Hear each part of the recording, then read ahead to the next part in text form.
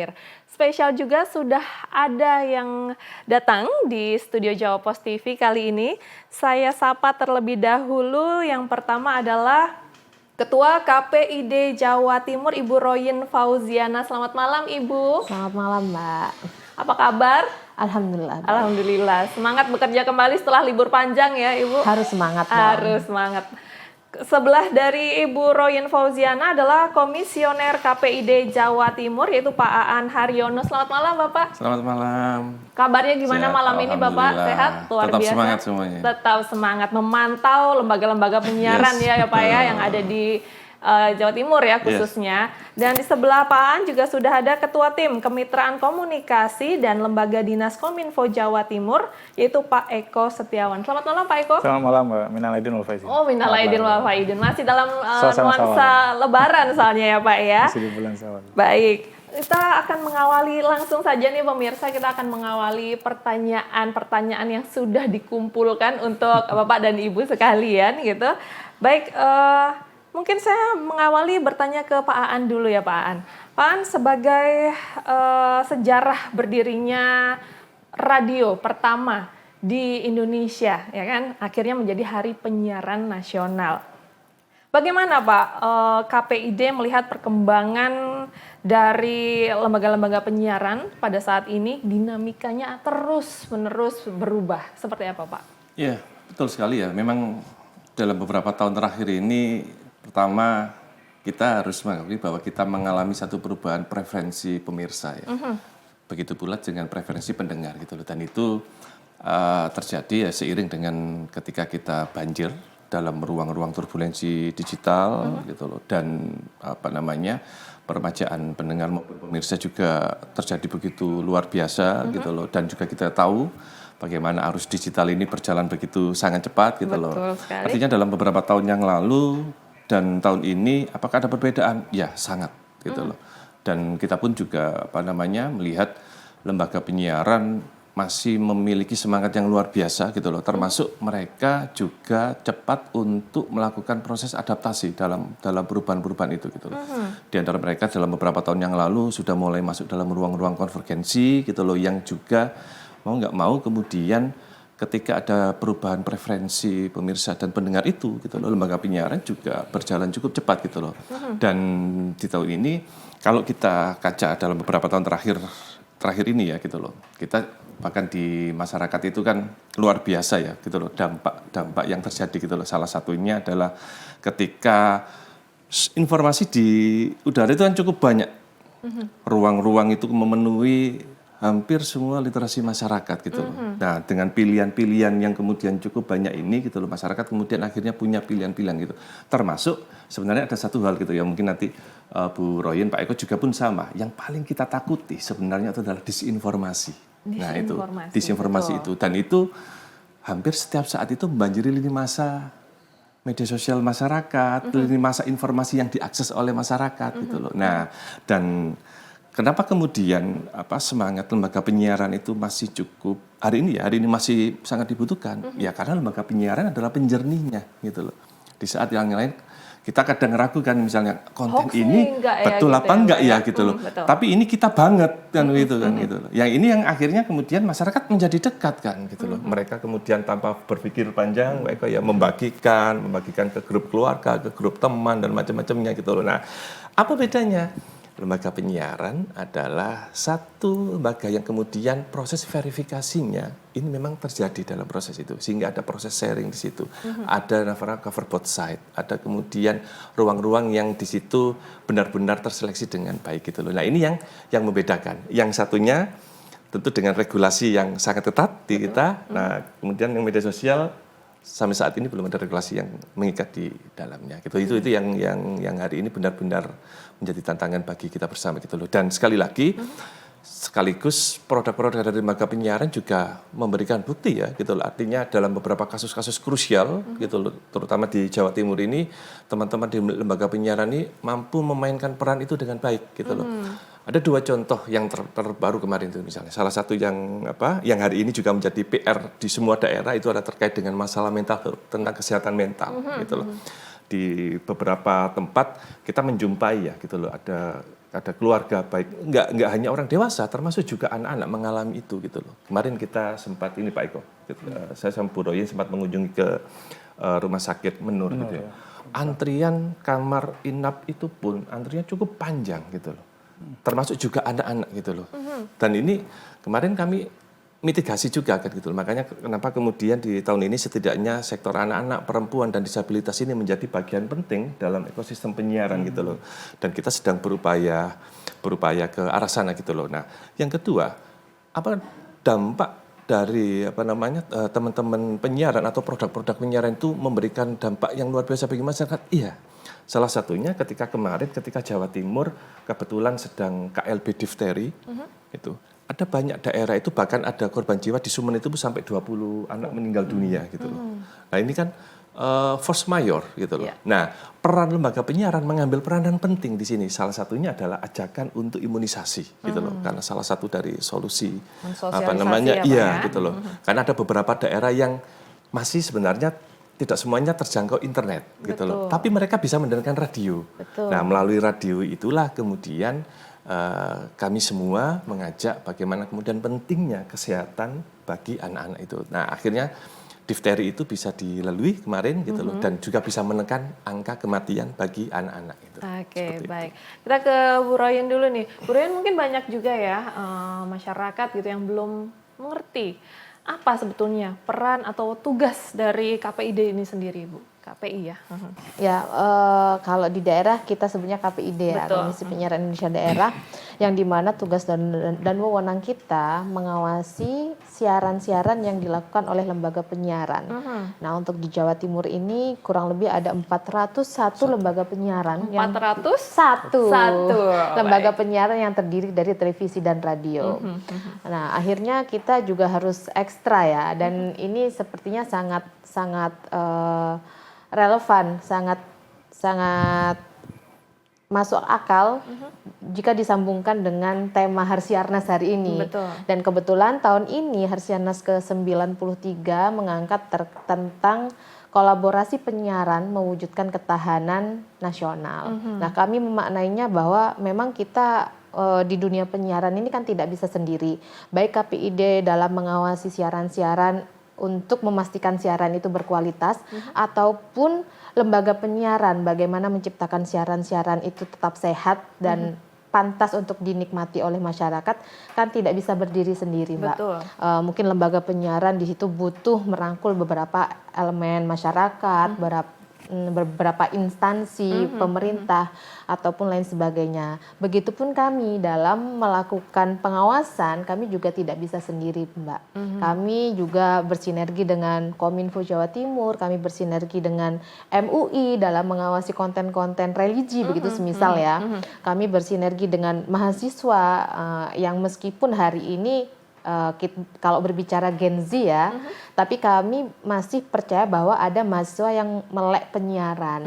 Jadi buktinya di kantor kami masih banyak mahasiswa yang menjadi relawan siaran. Dan ini Masaan juga kedepannya sepertinya untuk melakukan pencegahan siaran-siaran yang tidak layak ini, ada beberapa program yang akan disusun oleh pengawasan isi siaran.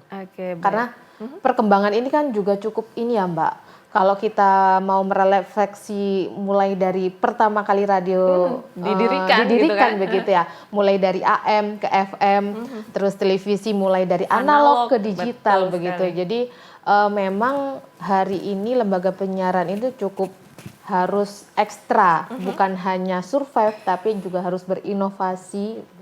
Betul. Baik. Pemirsa, tadi kita sudah mendengar sebetulnya apa peran dan tugas dari KPID ya kalau di daerah. Nah, nanti setelah jeda yang satu ini, pemirsa kita akan mendengar bagaimana peran dari Kominfo terhadap penyiaran-penyiaran yang ada di daerah khususnya.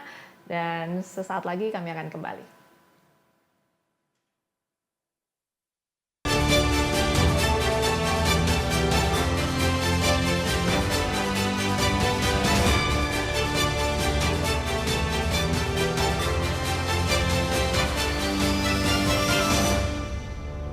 Anda kembali menyaksikan Beranda Indonesia, pemirsa, spesial Hari Penyiaran Nasional yang jatuh pada tanggal 1 April. Sudah ada narasumber-narasumber yang datang di studio Jawa Post TV, dan tadi kita juga sudah mendengar mengenai peran dan tugas dari KPID. Nah, kita sekarang ke Pak Eko Setiawan, Ketua Tim Kemitraan Komunikasi dan Lembaga Dinas Kominfo Jawa Timur.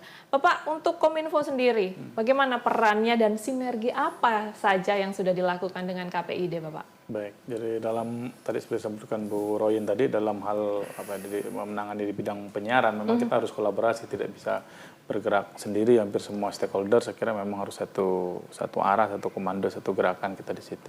Nah, kami di Kominfo memang mitra lah dengan teman-teman KPID, misalnya dalam hal, kalau kebetulan memang kalau kami ini kan regulator di bidang penyiaran, jadi bergerak berdasarkan undang-undang penyiaran dan undang-undang pemerintah daerah.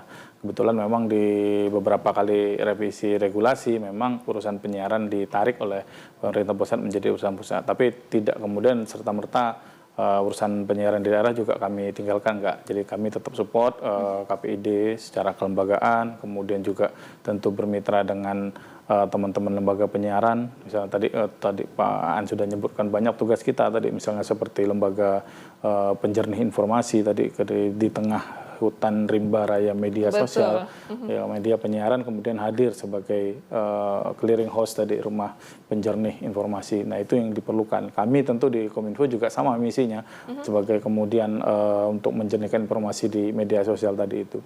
Kemudian peran-peran lain misalnya visi misi kami misal di pemerintahan, bagaimana kemudian mengabarkan kabar-kabar positif kepada masyarakat yang membangun optimisme publik dan seterusnya, itu kemudian peran besar dari lembaga penyiaran juga.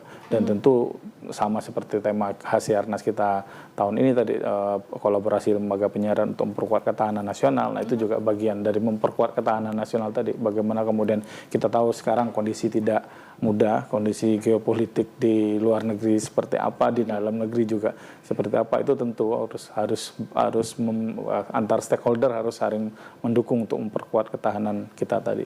Tentu juga dengan banyaknya program-program pemerintah ya yang kemudian memang langsung kepada masyarakat, seperti kita tahu ada MBG, ada Koperasi Merah Putih, ada cek kesehatan gratis, dan banyak kemudian program-program lain yang memang menyentuh langsung kepada publik. Nah, ini butuh lembaga penyiaran, butuh KPID kemudian untuk agar kabar-kabar baik, yang membangun optimisme publik tadi sampai kepada masyarakat. Kita kan kalau di media sosial kita tahu tadi Pak An sudah menyebutkan ada disinformasi, ada biasnya luar biasa sekali karena tidak ada filtering, tidak ada meja redaksi di media sosial gitu. Kalau di media penyiaran masih ada seperti itu memang filtering.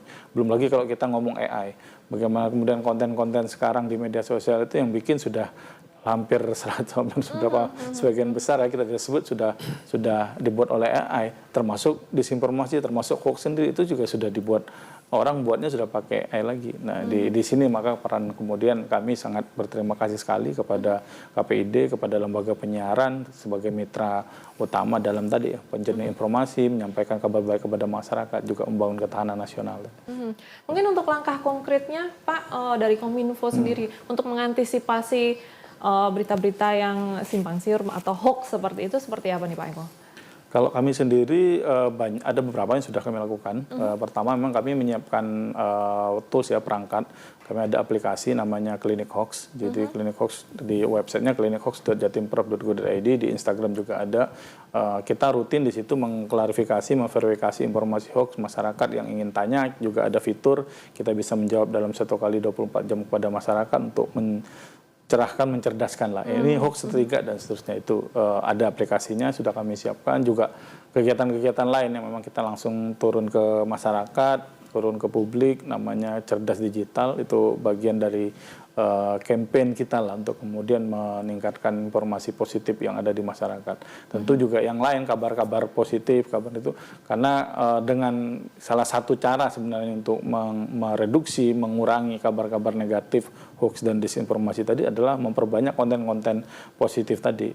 Walaupun secara algoritma memang tidak ramah dengan konten positif. Jadi memang algoritma itu dengan konten negatif lebih cepat menyebarkannya. Itu satu algoritma. Yang kedua memang dari sisi kita sendiri, masyarakat sendiri, kita kan memang lebih gampang mengkonsumsi dan mendistribusikan konten-konten yang sifatnya ya tidak positif tadi. Karena yang jalan dulu afektif dulu, feeling, rasa dulu, ya.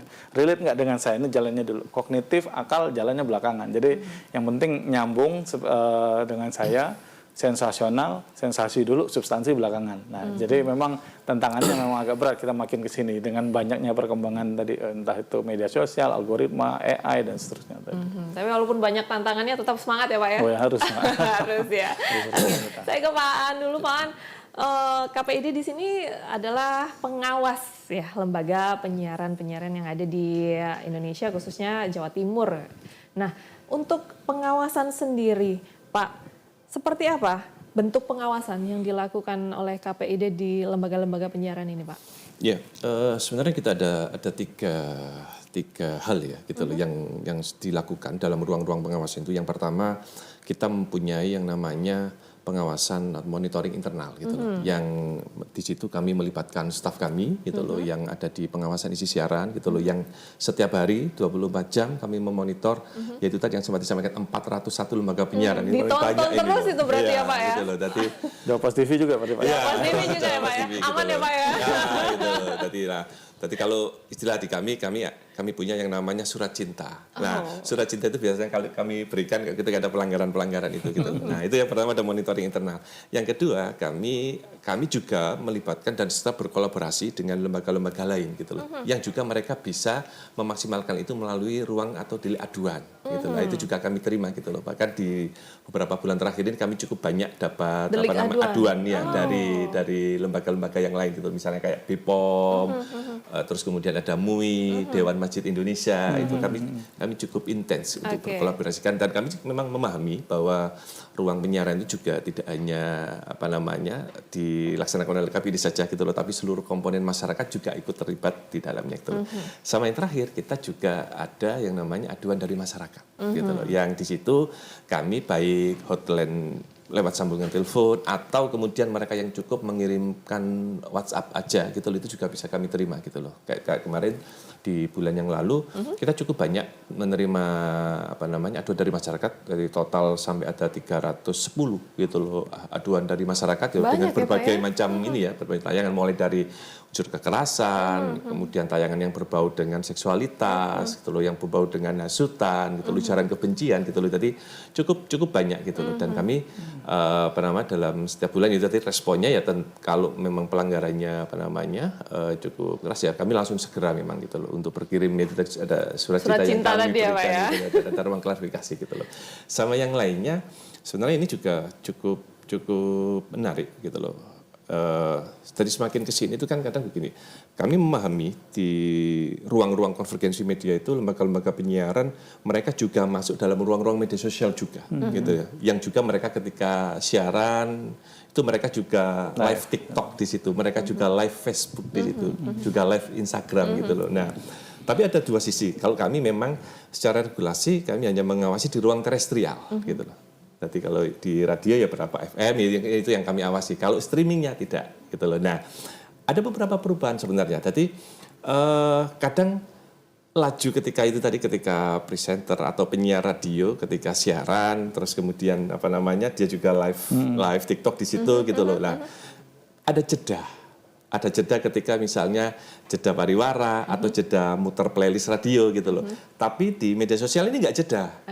Nah, di situ kemudian netizen kan rame tuh mereka membahas sesuatu gitu loh.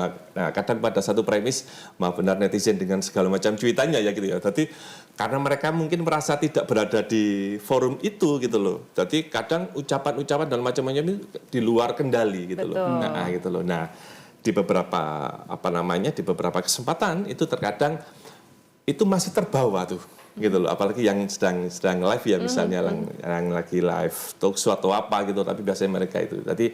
Nah, di situ kami menemukan ada beberapa hal, yaitu tadi hari ini, sehingga mau nggak mau kami juga harus lebih cermat lagi gitu loh. Selain di ruang terestrial, kami juga mencoba untuk memitigasi gitu loh, setidaknya hal-hal seperti itu ini ya membawa dampak dan perubahan sebenarnya gitu loh. Termasuk dulu dalam lanskap bagaimana teman-teman di lembaga penyiaran dalam memproduksi konten serta program-program isi dalam pemberitaan gitu. Baik Pak An, nanti kita juga masih akan ramai membahas mengenai Hari Penyiaran Nasional pemirsa, namun kita akan jeda dulu sejenak.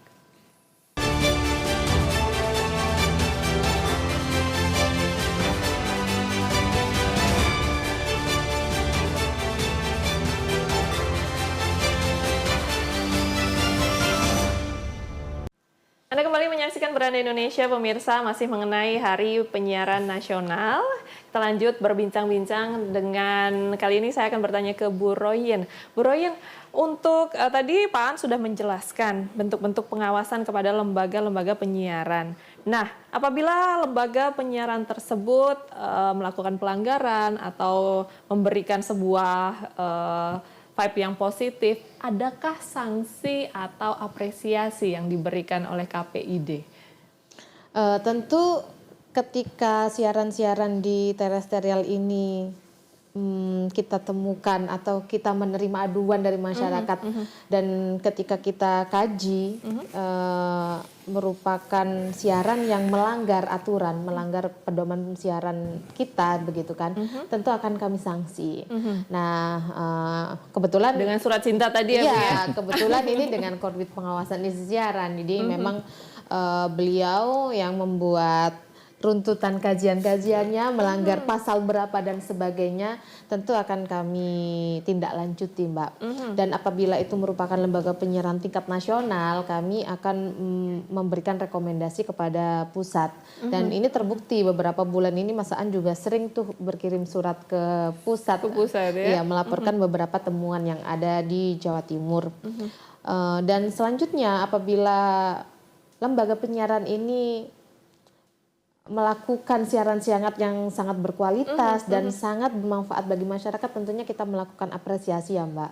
Salah satu bentuknya kita mengadakan KPID Award, anugerah KPID, dan kita mengapresiasi, memberikan teman-teman lembaga penyiaran itu sebuah penghargaan begitu kan, bahwa itu bentuk support kita untuk lembaga penyiaran agar terus bisa memberikan siaran-siaran yang berkualitas.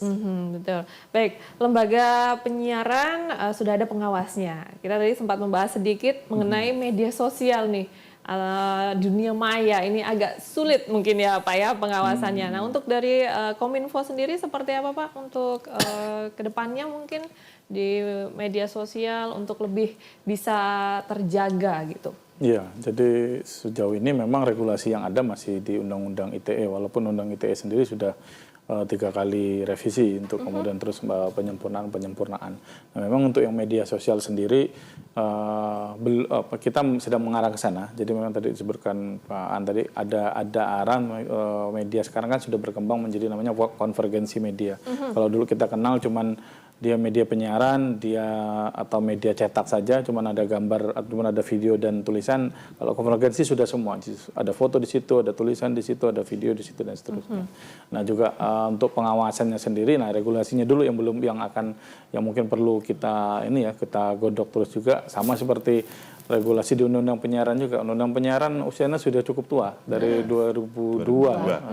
Sudah hampir 20 tahun lebih. Nah itu penyempurnaan Undang-Undang Penyiaran, salah satu yang didorong adalah bagaimana peran KPID tidak hanya pada on air saja, mengawasi on air, tapi juga mengawasi online juga. Nah itu akan ya Pak ya didorong ke arah sana sebenarnya untuk regulasinya. Jadi memang regulasi di media sosial masih cukup jarang ya di kita. Memang tadi kita diskusi terbaru memang PP Tunas itu yang mengatur baru regulasi umur ya, Pak, ya? Batasan umur, dan memang diatur itu platformnya. Jadi yang ibaratnya yang disemprit itu platformnya. Jadi yang di situ memang saya kira baru regulasi terbaru yang agak tegas dengan platform.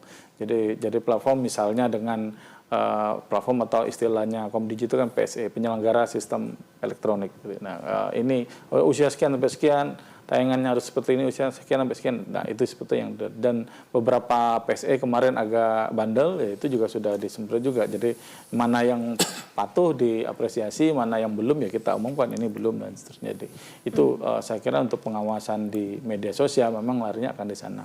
Walaupun memang diskusi ya, kita kan negara demokrasi ya kan. Betul. Jadi deliberasi di masyarakat ini kan terus berkembang. Jadi ada yang nanti takut haknya dibatasi dan seterusnya dan seterusnya. Memang kalau kita kembali kan memang regulasi itu tidak untuk membatasi, sama PP Tunas maupun Permen Komdigi tidak untuk membatasi, tapi justru untuk melindungi anak-anak kita sendiri dari bahayanya media sosial. Itu baru salah satu saja dari kalau mau ngomong banyak tentang media sosial. Tentu regulasi-regulasi ke depan kita harapkan bisa menampung aspirasi masyarakat, kemudian bisa melindungi masyarakat itu sendiri. Kita Pak An, untuk di Jawa Timur sendiri, bagaimana menurut Pak An perkembangan lembaga penyiaran yang ada saat ini di Jawa Timur? Kalau perkembangan jadi memang gini, ada dua sisi ya gitu loh. Satu ya secara jumlah memang kita cukup banyak daripada provinsi yang lain gitu loh. Terbanyak apa? Atau masih? Dengan 401 itu kita masuk dari provinsi yang terbanyak gitu loh, salah satu yang terbanyak gitu. Nah, ketika turbulensi digital itu terjadi gitu loh, dalam beberapa tahun terakhir ini memang begitu luar biasa ya memberikan dampak dalam lanskap perkembangan penyiaran sendiri gitu loh. Nah, salah satunya bahkan di hari kita merayakan Hari Penyiaran Indonesia ini saja ada satu radio yang hari ini sudah berhenti beroperasi. Dia sudah 58 tahun gitu loh, mengudara gitu loh, radio Ujang Songko Pak Eko di Kediri gitu loh. Radio cukup legendaris, menyajikan banyak ruang-ruang kebudayaan gitu loh. Penyiarnya juga luar biasa dikenal. Cak Dul itu juga banyak orang yang di daerah-daerah selalu menunggu aksi-aksinya gitu loh. Tapi kita harus menerima kenyataan gitu loh. Ada beberapa faktor ya gitu loh. Ya salah satunya tentu ruang kompetisi di industri ini cukup kompetitif gitu loh. Apalagi sekali lagi sekarang ini juga banyak banyak orang gitu loh.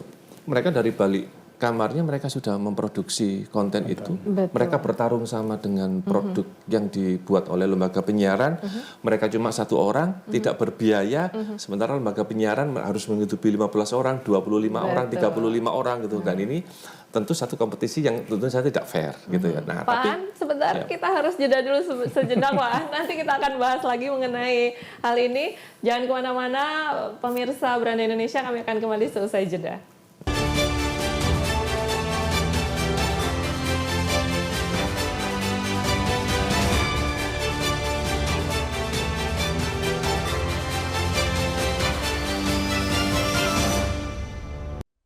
Pemirsa, kita masih akan menyambung pembicaraan sebelumnya di segmen sebelumnya, bagaimana perkembangan dari lembaga penyiaran yang ada di Jawa Timur khususnya. Tadi juga sempat Pak An bercerita ada sebuah stasiun radio ya yang sudah lama beroperasi, tapi sayangnya harus menutup gitu bisnisnya. Nah, Bapak, bagaimana untuk kelanjutan perkembangan lembaga penyiaran yang ada di Jawa Timur ini, Pak? Iya, tentu gini, secara tantangan, apakah ini tantangan yang luar biasa? Iya, jawabannya begitu gitu loh. Dan kita berhadapan pada satu zaman, satu era yang tentu berbeda gitu loh. Nah, sehingga kemudian lembaga penyiaran itu sudah teruji lintas zaman sebenarnya. Sejak era sebelum kemerdekaan, terus kemudian era kemerdekaan gitu loh, era pembangunan, reformasi gitu loh. Semua zaman itu sudah dilewati. Dan sekali lagi, di setiap zaman itu lembaga penyiaran selalu memberikan warna gitu loh, warna dalam segala dinamika gitu loh. Termasuk kalau dalam sejarahnya dulu bagaimana semangat radio ya gitu loh yang begitu membahana menjadi bagian dari pusat informasi ketika era kemerdekaan gitu loh, dan cukup besar gitu loh. Pun demikian juga hari ini gitu loh. Tadi saya sempat menyinggung, apakah radio masih ada bertahan? Banyak yang masih bertahan, yang masih survive juga gitu loh. Dan mereka tetap beradaptasi dengan kondisi hari ini gitu loh. Nah, tapi memang secara isi, secara konten, secara program ya harus memang benar-benar menyesuaikan dengan kondisi hari ini yang terjadi gitu. Karena itu tadi pesaingnya sekarang nggak hanya sesama lembaga penyiaran, apple to apple dengan sesama radio gitu loh. Mereka bersaing dengan Gen Z yang memahami bagaimana laju algoritma dengan begitu cepat kan gitu ya. Yang dia bisa itu tadi bisa memproduksi cukup dari kamarnya, mereka meningkatkan engagement gitu loh. Bahkan saat ini juga ini yang kemudian juga menjadi ini ya, sebenarnya bukan menjadi ancaman masif gitu ya, tapi ini menjadi bentuk keseriusan bagi kami ya. Salah satunya itu sekarang itu banyak sekali konten-konten yang diproduksi oleh influencer, mereka dengan model clipper memakai potongan dari produk lembaga penyiaran. Jadi mereka punya durasi 30 detik tuh. Detik pertama sampai detik ke-6 mereka openingnya pakai misalnya dari Jawa Post TV gitu ya. Okay. Masyarakat langsung percaya dong, karena ini adalah produk lembaga penyiaran. Tapi detik yang ke-7 sampai 30 mereka menarasikan sendiri gitu. Lah ini yang terkadang kami anggap menjadi ruang yaitu tadi ruang berbahaya untuk apa? Karena melakukan proses framing gitu loh, dan di sini ya tentu saja ada dinamika dan ada efek domino yang terjadi gitu loh. Dan sekali lagi kembali itu realitas yang hari ini terjadi gitu loh. Dan setidaknya apakah lembaga penyiaran punya produk-produk bagus? Banyak gitu loh. Bahkan teman-teman dari teman-teman televisi, teman-teman radio itu, radio pun sekarang nggak hanya didengar saja gitu loh, tapi mereka juga punya visual, mereka pun juga punya story, mereka juga bikin features gitu loh. Pun halnya dengan televisi gitu loh, bahkan jauh lebih luar biasa dalam mengarungi ruang disrupsi digital itu. Gitu. Begitu mungkin Astri. Kalau kita lihat di digital media sosial gitu kan, banyak yang bisa lebih bebas berekspresi gitu ya Pak ya. Nah saya ke Bu Royin dulu. Ibu bagaimana nih untuk memastikan lembaga penyiaran ini juga bisa tetap bebas berekspresi namun berjalan seiring dengan regulasi yang ada Ibu? Yang pertama memang ketika lembaga penyiaran hari ini melakukan siarannya juga di ruang digital, kami sebagai yang diberi amanat untuk mengawasi ini tidak bisa sejauh itu melangkah karena ada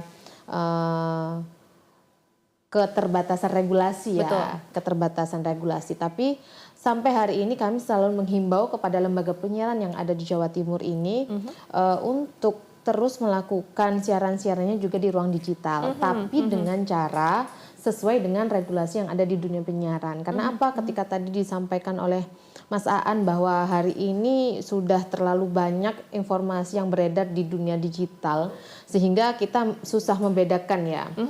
Kadangkala bukan susah membedakan, kadangkala kita sulit membedakan mana informasi yang benar, mana informasi yang mengandung misinformasi atau bahkan hoax.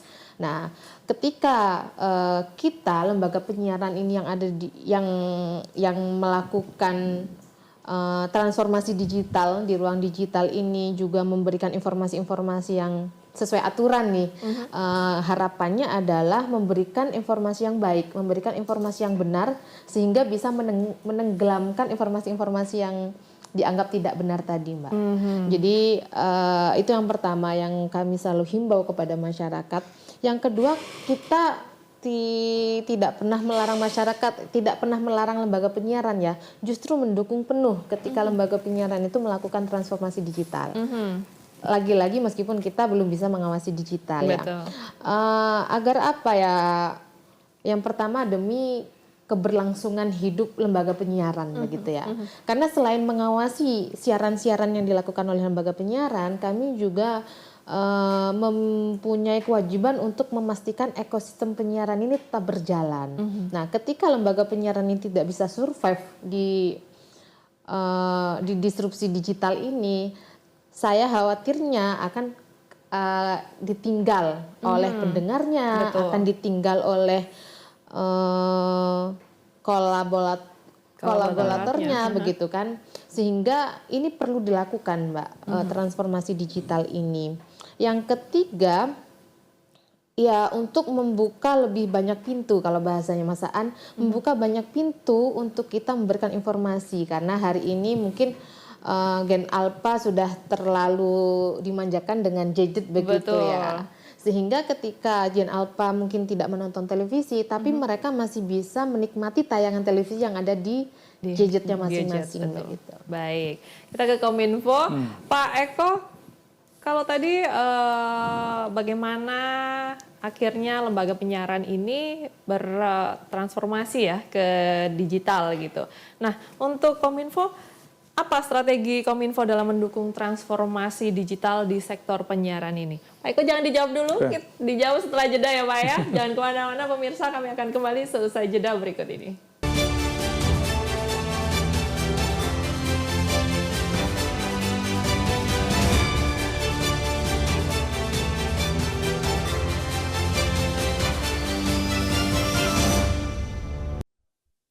Pemirsa, langsung saja kita akan melanjutkan pertanyaan tadi yang sempat terjeda. Pak Eko, bagaimana strategi Kominfo Pak dalam mendukung transformasi digital di sektor penyiaran ini?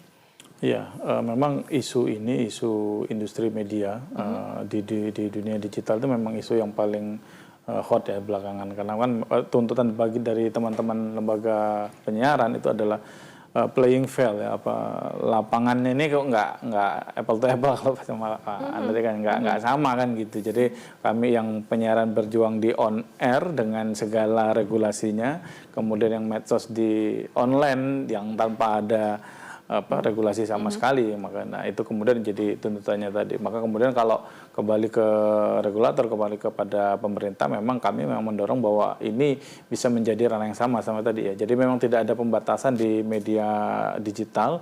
Jadi media penyiaran mau masuk ke media digital bahkan sangat didorong tadi untuk memperbanyak konten-konten konvergensi media tadi bagi mereka. Kemudian kalau dari sisi kami sendiri ya kami sebagai lembaga pemerintah tadi memang untuk memperkuat industri penyiaran tadi sama tadi, jadi banyak sebenarnya belanja teman-teman kami di perangkat daerah, di institusi pemerintah juga kami dorong bahwa kalau punya anggaran untuk belanja media, katakanlah ya belanjakanlah di media-media penyiaran, media-media yang memang punya reputasi, punya kelembagaan jelas dan seterusnya. Dan karena memang satu tadi punya meja redaksi tadi, dan kedua pasti benar kok nyampainya, nggak akan kemudian menjadi menjadi konten-konten yang nggak negatif yang kemudian seterusnya yang tidak bisa dipertanggungjawabkan ya Pak ya. Itu sih beberapa memang kita dorong ke sana, termasuk memang lembaga penyiaran sendiri berdasarkan regulasi ada sekian persen kuota ya Pak Anda, yang apa istilahnya, yang kemudian memberi ruang untuk bisa konten 10%. Lokal 10% konten lokal yang hendaknya bisa disampaikan lembaga penyiaran kepada publik. Nah kami Kominfo misalnya kami banyak konten-konten positif dan juga teman-teman kami di perangkat daerah lain kami dorong ke sana untuk kemudian konten-konten positif tadi bisa disiarkan di lembaga penyiaran dari kuota 10% tadi yang diberikan oleh lembaga penyiaran. Pak Eko, untuk saat ini peran Kominfo sebagai dinas yang membidangi sumber informasi dalam menyajikan materi informasi yang sesuai kebutuhan penyiaran saat ini seperti apa Pak? Produksi konten maksudnya. Jadi kalau di kami memang hampir setiap hari ya produksi konten di berbagai kanal media ada, di kanal media sosial,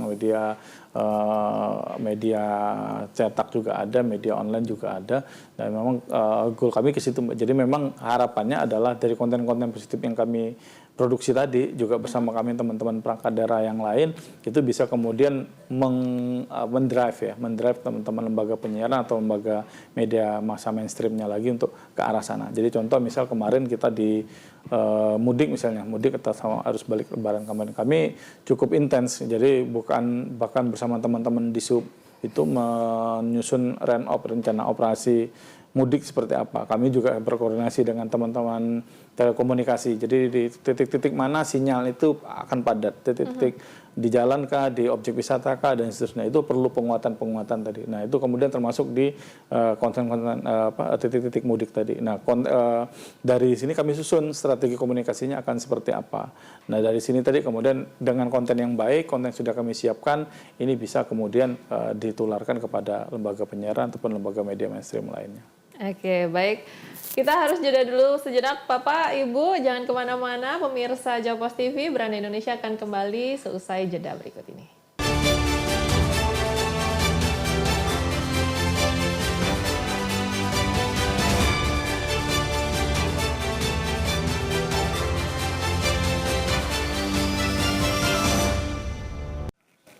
Anda kembali menyaksikan Beranda Indonesia spesial Hari Penyiaran Nasional.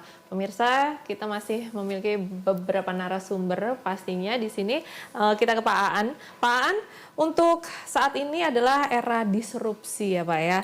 Nah, dalam pandangan KPID, apakah disrupsi digital merupakan tantangan terbesar dalam peluang bagi dunia penyiaran nasional Bapak?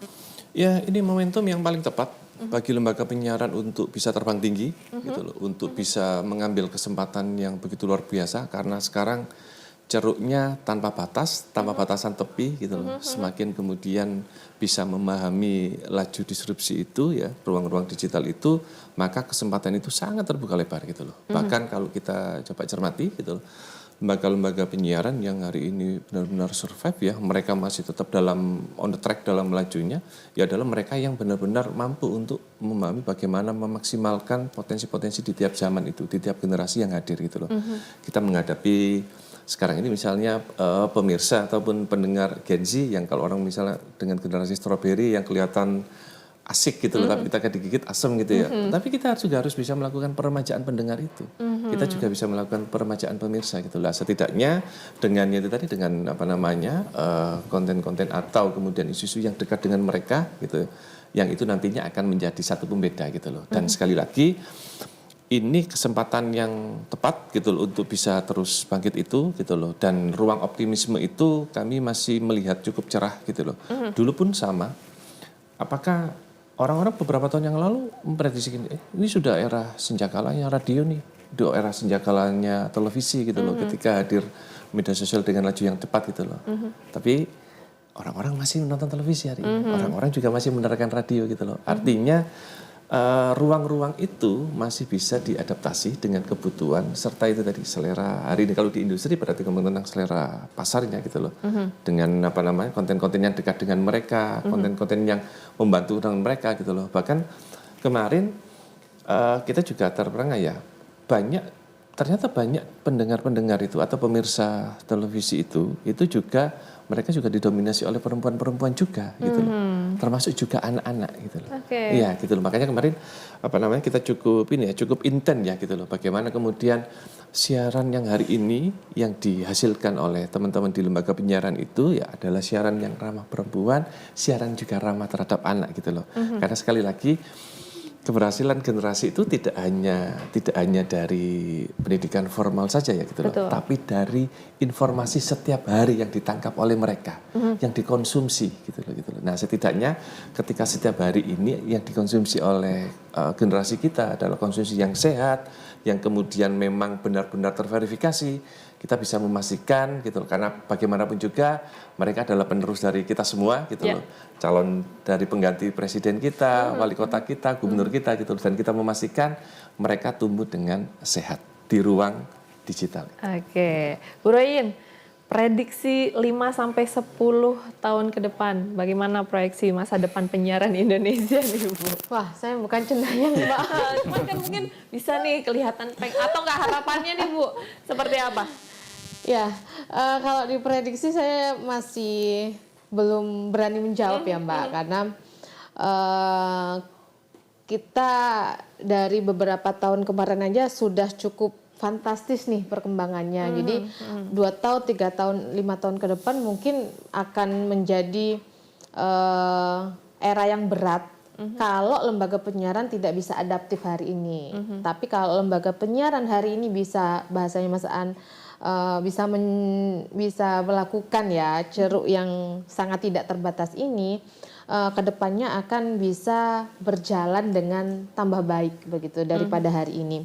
Dan harapan kami untuk lembaga penyiaran dan di momentum ini ya sesuai dengan tema Hari Penyiaran kita, harapan saya lembaga penyiaran ini bisa merefleksikan tema tersebut, yaitu melakukan kolaborasi untuk mewujudkan ketahanan nasional, melakukan kolaborasi, berinovasi, dan itu tidak bisa dilakukan sendiri kan Mbak. Lagi-lagi tidak bisa dilakukan sendiri, butuh bekerja sama dengan banyak pihak, regulator juga termasuk salah satunya.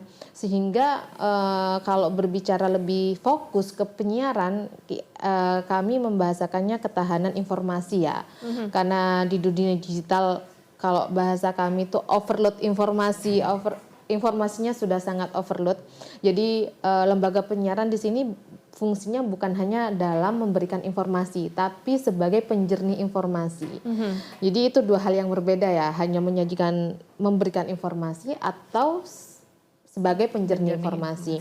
Bukan hanya memberikan hiburan yang bisa diterima masyarakat, akan tapi bisa menyisipkan hiburan-hiburan yang bertemakan kebudayaan, sehingga kebudayaan khususnya kebudayaan lokal nih yang ada di Jawa Timur ini tetap bisa terlestarikan dan bisa dinikmati dan dilanjutkan oleh generasi selanjutnya begitu. Baik. Kalau kita ke Kominfo, bagaimana harapannya nih Pak Eko? Ya. Kalau saya optimis sih, Pak. Jadi iya, dari beberapa survei terakhir, survei Reuters, survei Edelman Trust, kemudian juga Kementerian Komdigi juga, memang ya, media yang paling banyak diakses itu media sosial, tapi media yang paling dipercaya publik itu tetap media penyiaran. Jadi ketika mereka mengakses media sosial, tapi kalau percaya atau tidak, benar nih atau enggak, mereka akan lari ke media penyiaran. Jadi kalau TV sudah nyiarkan, radio sudah nyiarkan, oh berarti ini benar nih gitu. Walaupun info awal mereka dapat dari media sosial. Nah, ini modal besar sebenarnya bagi media penyiaran untuk kemudian bisa terus eksis tadi. Jadi selain kemudian membangun punya tingkat trust yang tinggi dari publik, media penyiaran tadi juga karena punya meja redaksi tadi itu dan segmentasi ya. Jadi mungkin sekarang orang tua nanti media sosial anak dibatasi, mereka akan lari ke TV, lari ke radio misalnya, dan TV itu kan jelas. Jadi jam sekian sampai jam sekian dan TV kan punya punya kode kan, ini anak, remaja, dewasa dan seterusnya. Nah, itu kemudian akan menjadi rasa aman bagi keluarga ataupun bagi orang tua. Kemudian memang yang menangnya lagi lembaga penyiaran ya sangat tersegmentasi tadi. Kita tahu misalnya di Surabaya atau di Jakarta atau di beberapa kota lain, radio-radio itu memegang peran yang sangat besar karena dia memang segmen di traffic misalnya. Kemudian ada juga radio yang memang segmennya di anak muda. Yaitu segmentasi itu. Bahkan ketika TV digital lahir kemudian TV-TV yang memang sangat segmented. Dia lahir TV anak. Dia khusus menyayangkan konten-konten anak. Jadi kalau saya pengen nonton konten anak, ya saya akan setel itu karena isinya semua anak semua. Kemudian juga ada TV yang memang dia khusus olahraga misalnya, kan segmentasi. Bahkan sekarang muncul ada 1-2 TV yang dia punya 1-2 segmen khusus game. Jadi dia nayangkan game yang itu selama ini anak-anak itu mendengarkannya itu di YouTube misalnya ya kan, di media sosial yang kita nggak tahu filteringnya, dia ngomong apa segala macam. Nah, TV kemudian menayangkan sudah terfilter dia menayangkan game tadi itu. Dan akhirnya kan dia memang mengambil ceruk tadi itu. Orang kemudian selama ini nonton di medsos, ini boleh nih nonton di TV sama kok kontennya, tapi ini sudah terfilter. Nah, itu beberapa titik saya kira yang kemudian akan menguatkan optimisme kita ke depan terhadap lembaga penyiaran tadi. Oke, baik. Terima kasih Pak Eko, Pak Aan, Bu Royin atas informasinya. Jadi pastinya pemirsa di rumah juga semakin mengetahui gitu bagaimana akhirnya kita memilih-milih untuk bersosial media dan juga menonton hal yang positif. Dan semoga kedepannya ketahanan informasi akan semakin kuat dan lembaga-lembaga penyiaran tanah air juga dapat turut mencerdaskan bangsa. Saya Asti Lukita, pamit undur diri pemirsa. Terima kasih telah menyaksikan Beranda Indonesia spesial Hari Penyiaran Nasional